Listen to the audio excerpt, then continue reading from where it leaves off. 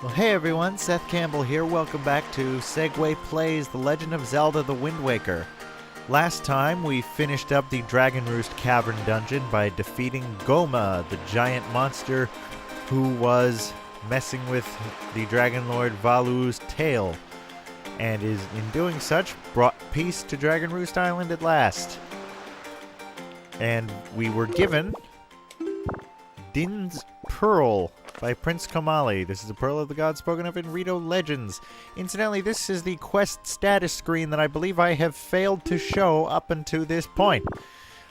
Basically, it shows you Wind Waker songs you have,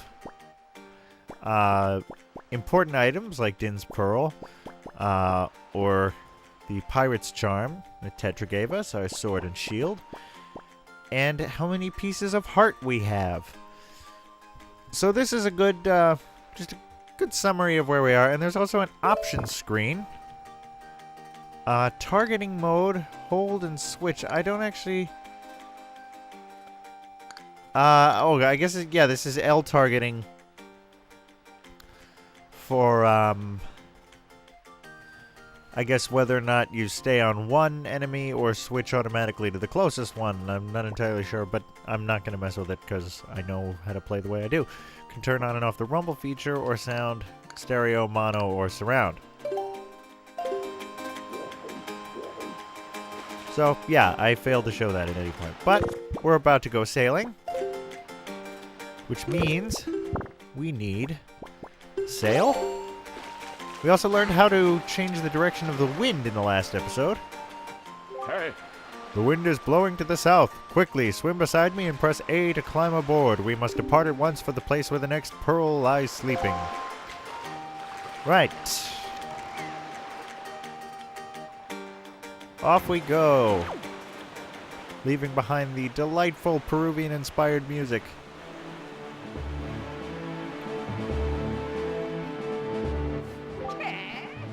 Boy, hold it right there, small fry.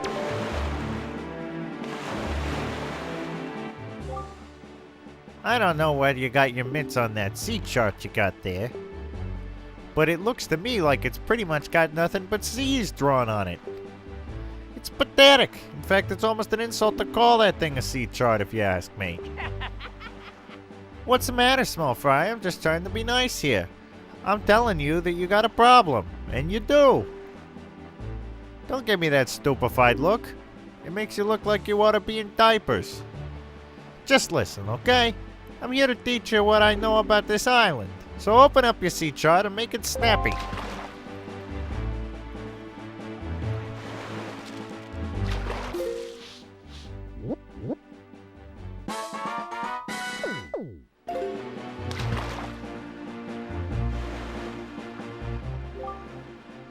There's a real peculiar cave toward the backside of this here Dragon Roost Island. Yeah, real peculiar. But I doubt you'll ever get there to see it, small fry. Unless you manage to sprout wings and fly, that is. Because you won't be getting there otherwise. That's all I can teach you, small fry. But I will do this for you, since I'm feeling so generous. I'll send word to all my brethren living near the islands off the Great Sea. Good bunch of fish. If you see a fish leaping out of the water when you sail near an island, sail up to it and spread bait out on the water's surface. Trust me, this is good advice, Fry. See, this baiting process allows you to get a chart of the island, along with any info that might be of use to you. I highly recommend you make a habit of doing so. See, you're definitely going to need a reliable sea chart to help you search for things out at sea. I can't emphasize that enough, Fry.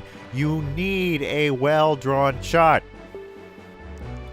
If you don't get a chart for every island you come across, it'll just be a bigger hassle for you later on. Now don't say I never did anything for you, Fry. Hey, you there. You kingly red lion guy. That's it. I've repaid my debt.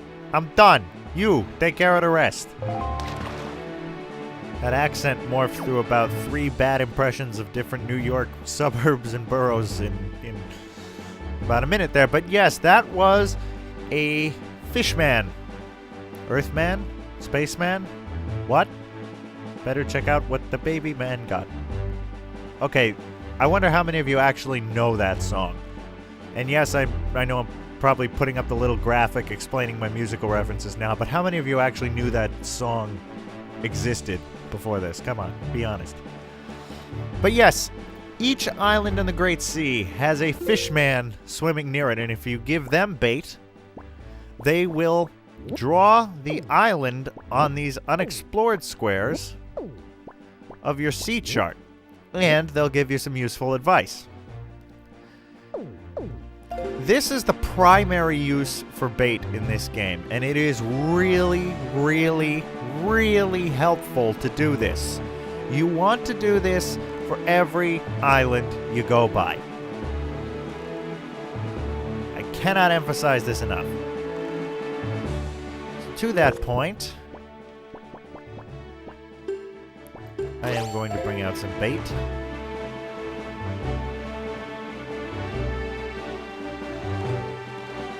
As you recall, these white flags mean we're crossing into a new square. And oh boy, there's a volcano. But did you see that? Yep, jumping fishman. And if you get close to them, they stop jumping and start swimming around in the water, and that is when you want to pour the bait. You can waste bait if you're not close enough to the fish. Hoy, small fry! Yeah, I've heard. I take it you want a chart and information about this island? And start by opening up your sea chart.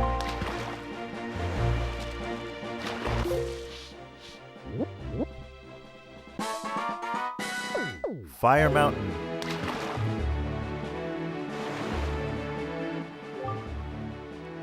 You see that there volcano that's spewing out lava like there's no tomorrow? Yeah, well, they say there's a great treasure hidden inside that thing. Thing is, anyone who's ever tried to get inside has just been blasted away by the great balls of fire. Goodness gracious, great balls of fire that come shooting off the top. If you want to get inside, you ought to go find the island that's 1 square north and 4 squares west of here. That's where the power to freeze anything is hidden. Or so they say. Maybe it's not true, but wouldn't hurt to look, Fry. And that's all the info I've got to offer. If you want to hear it again, you'll have to throw some more bait in the water for me. Sorry, but that's my policy, Fry. I can't go fighting evil on an empty stomach, you know. And with that, I'm off.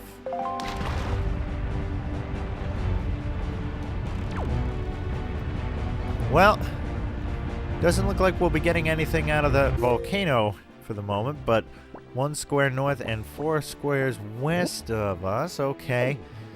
There's an island there that supposedly will give us the power to freeze anything. Now, that's good to know, but I don't think the King of Red Lions lets us sail anywhere else other than due south at this point. I may test that in a moment, but see, yeah, there's an island over there. Let's see, can we go this way?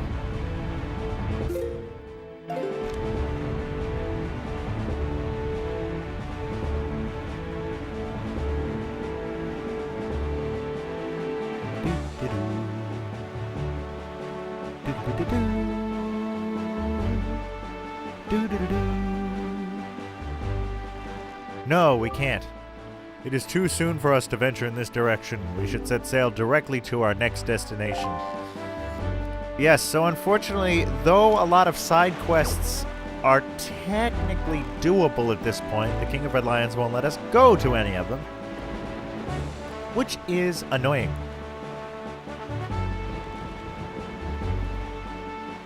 So at the moment, we just continue to sail due south.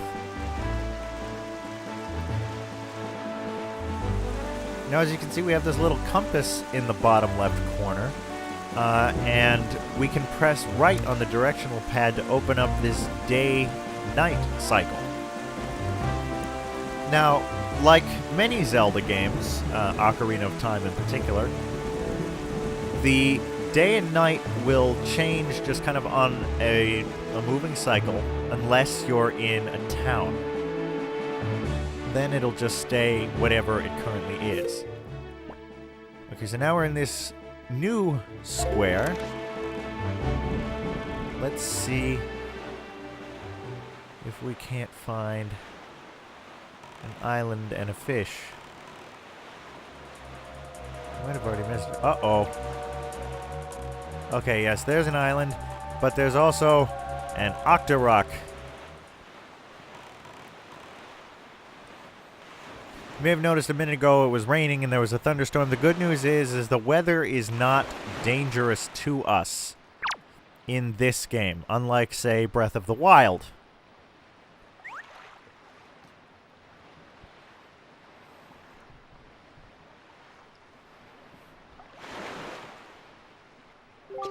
Ahoy, small fry!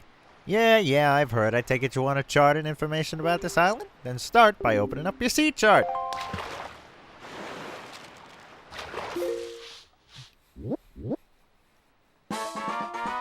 Eastern Triangle Island.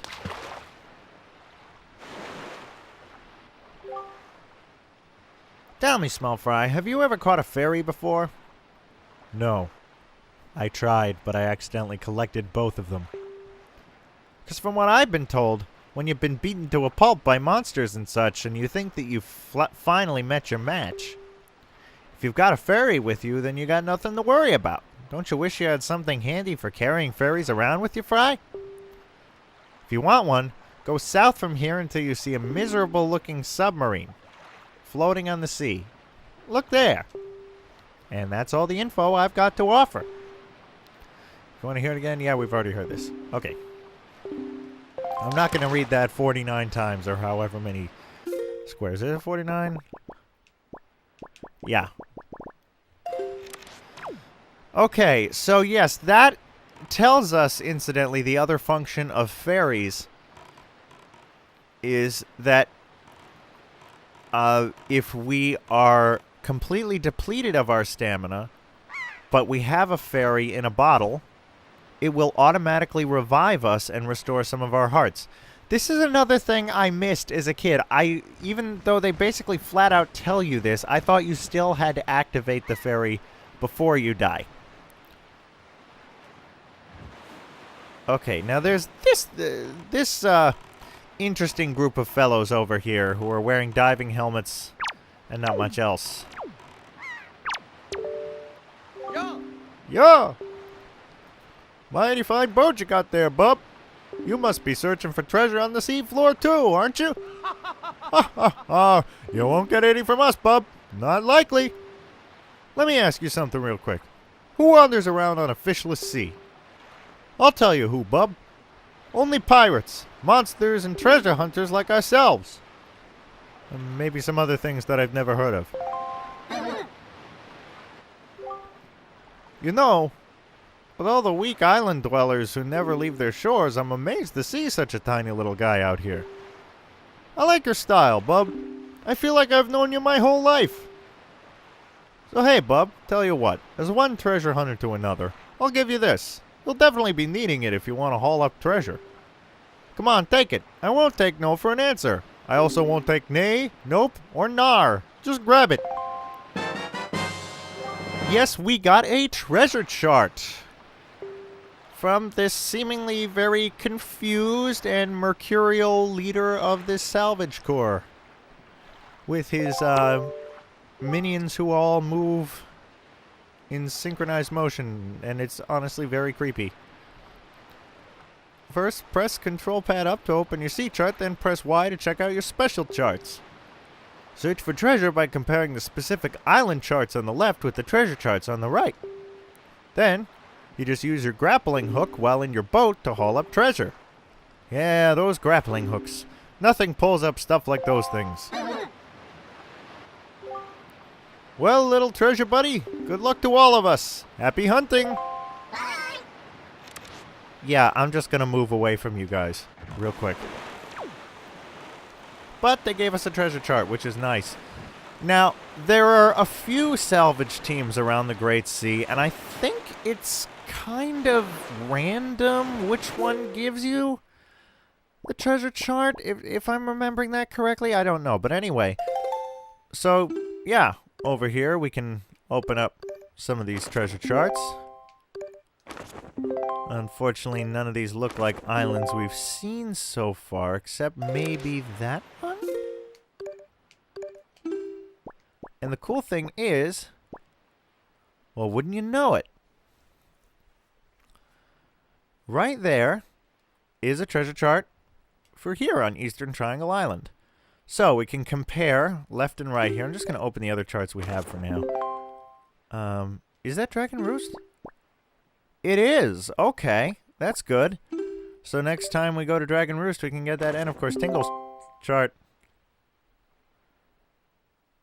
Okay. Whatever that means. And it makes that noise when we close it for some reason. But, while we're here, how about we take a look at this? Let's see, there's the island. It's just off the corner of it.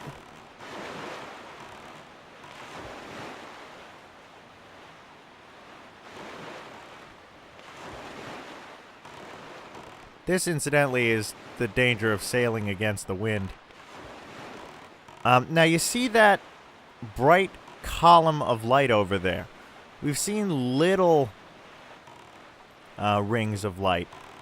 Those are small treasures, but those giant columns show treasure chart locations. So once you've opened the treasure chart, those appear, although they disappear when you get close to them.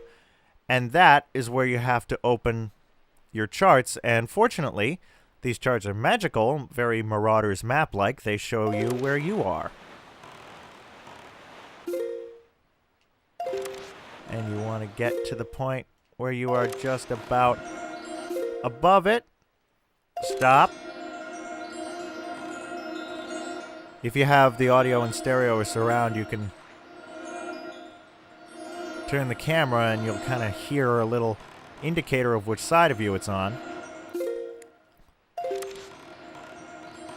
And then press the button that you have the grappling hook activated to. And you want to hold it down. And if you're in the right place, you will pull up a treasure chest.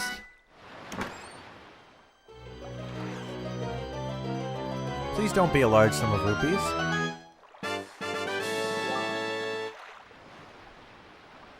Not a word.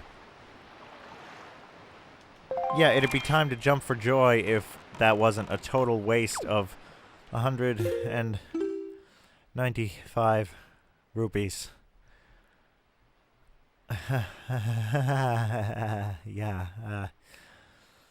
Well, this treasure chart is now checked off, at least, treasure chart 34. And we can continue heading south while I grumble to myself in frustration.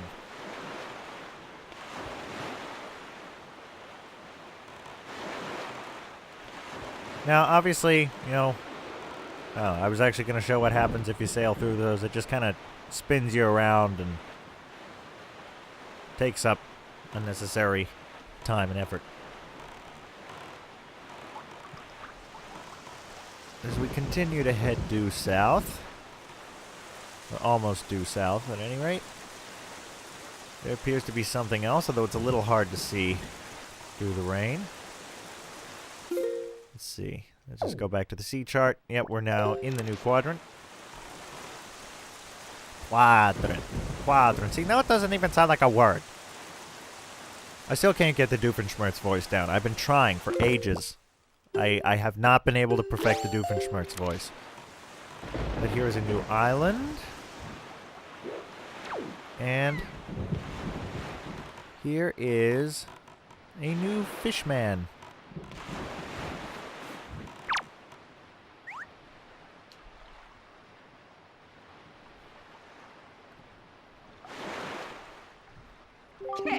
Yep. Same intro.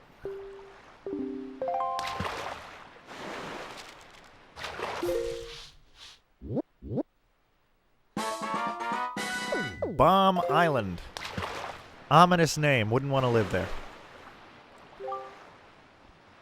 You ought to come sail these seas on nights when the right half of the moon is missing. It'll give you shivers, Fry. And that's all the info I've got to offer. Okay. Well, that's interesting. Yes, we haven't really taken a look at this, but the moon Well, it's morning now, so it's going away, but the moon moves in phases, much like it does in the real world. So apparently, if we come back here when the right half of the moon is missing, something will give us shivers. Okay, see, this is like a small... If we, oh, not quite close enough. These are like small-scale treasures, and it'll probably be like 5 or 10 rupees. If I can even get it. These things only show up at night, the rings, but they're still there. The treasures are still there. Another note about the music. You might have heard as day dawned. I'm still going to see if I can get this. As day dawned, there was this familiar little... It's the same day as dawning music from games like Ocarina of Time and Majora's Mask. Except because it goes into the Great Sea theme. Finally got it. As opposed to the Hyrule Field theme. It's in the key of D major instead of G major. Purple rupee. That's larger than I thought it was. Huh. Yeah. 50 rupees. Wasted. Fortunately, there are tons of those little treasure things. And, you know, not all of them are 50 rupees, mind you, but... I'm gonna look this up incidentally, because I think I remember hearing that was something that they changed in the HD remake, that like all of them were 50 rupees or something. I might be making that up. It's been a while since I played the HD remaster.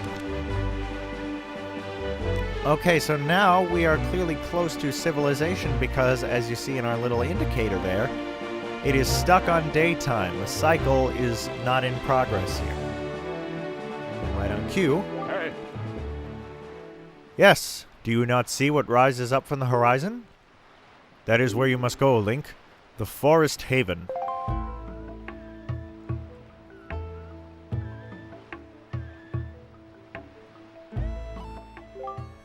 It may appear as though this is but a great tree rising far above the ocean's surface. But it is a sacred place. It is inside this grotto that you will find the spirit of the earth, the great Deku tree. You must speak with the Deku tree and receive from him the sacred gem known as Faror's Pearl. I fear that Ganon's vile hand may have already reached this most sacred of sanctuaries. Go forth with caution, Link. Another mispronunciation I had as a kid, I always called it the Deku tree. I don't know if anyone else did that, but it seems widely accepted that it's Deku, especially given Japanese vowel pronunciation. Well, we have made it, and I just dropped my controller, which caused me to take out the sail. Taking this out here won't do anything. Well, we have made it. We have sailed through 3 islands, met the fishmen, gotten, each square will show you, if you got anything from a treasure chart in it, I guess. Yeah, that silver rupee, that is a total waste. But we have made it to the Forest Haven. And it sounds like we need to talk to this Deku tree.